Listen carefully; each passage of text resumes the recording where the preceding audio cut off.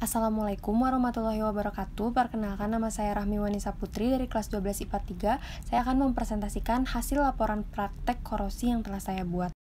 Adapun tujuan dari praktikum ini, yang pertama mengetahui proses pengaratan paku dengan berbagai perlakuan, kedua mengetahui faktor-faktor apa saja yang menyebabkan paku mengalami korosi, dan yang ketiga mengetahui cara pencegahan korosi pada paku.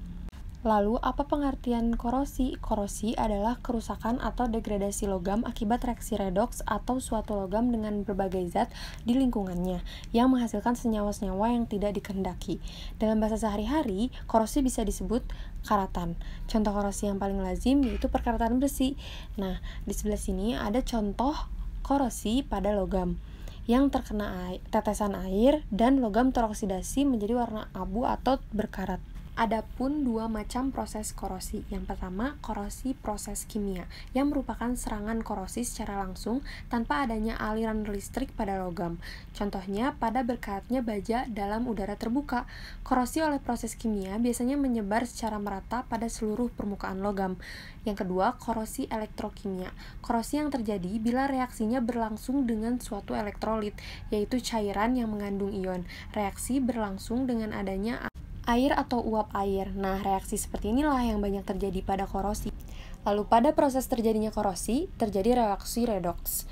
Pada korosi besi, bagian tertentu dari besi itu berlaku sebagai anode, di mana besi mengalami oksidasi. Fe sama dengan Fe2+ ditambah 2 elektron.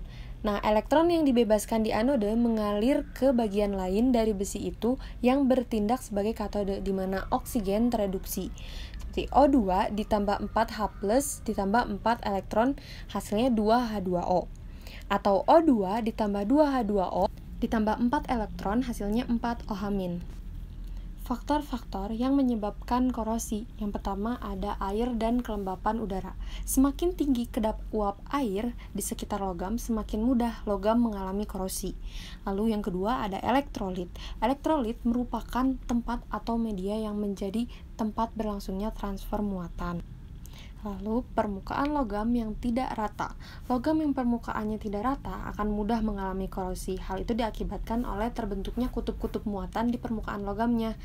Yang terakhir, terbentuknya sel elektrokimia. Terbentuknya sel elektrokimia ini dilatar belakangi oleh adanya dua permukaan logam yang saling bersinggungan. Jika permukaan logam yang bersinggungan memiliki perbedaan potensial elektroda, maka akan terbentuk sel elektrokimia. Ada beberapa pencegahan agar tidak terjadinya korosi. Yang pertama, melakukan pengecatan, dibalut plastik, pelapisan dengan krom, pelapisan dengan timah atau tin planting, pelapisan dengan seng atau galvanisasi, lalu membuat panduan logam atau stainless steel.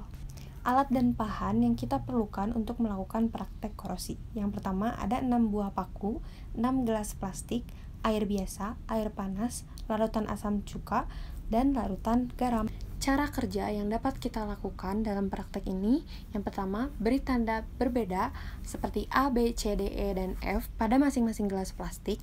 Masukkan air biasa pada gelas A, air panas pada gelas B, larutan asam cuka pada gelas C, larutan garam pada gelas D, dan biarkan gelas E dan F kosong. Masukkan paku pada masing-masing gelas dengan setiap gelas berisi 1 paku. Tutup gelas F dengan plastik wrap. Amati dan catat perubahan selama 1 minggu. Kalau tidak ada plastik wrap, bisa memakai plastik biasa ya.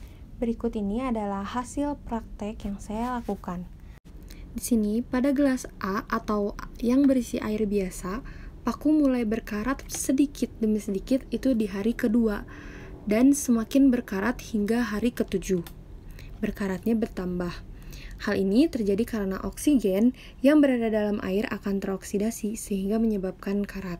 Pada gelas B atau yang berisi air panas, ini mulai berkarat di hari kedua sedikit demi sedikit, namun airnya berbeda, lebih agak coklat, dan pakunya itu berkarat hanya setengah karena air telah dipanaskan, maka oksigen berkurang.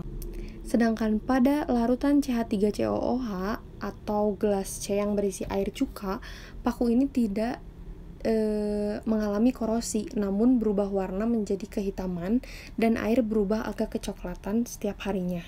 sampai hari ke-7. Pada gelas D yang kosong terbuka dalam 7 hari tidak mengalami korosi atau tidak berkarat.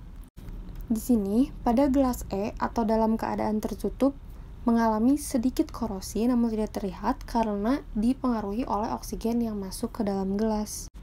Lalu pada gelas F atau larutan NaCl, larutan garam, ini mulai terlihat berkarat di hari ke-3 dan 4.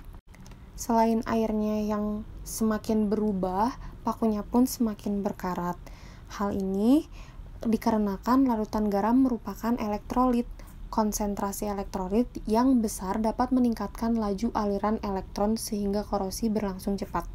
Berikut adalah hasil akhir dari praktek yang saya lakukan atau di hari ke-7 yang berkarat, yaitu ada pada gelas A yang berisi air biasa, pada gelas B yang berisi air panas, pada gelas F yang berisi larutan garam.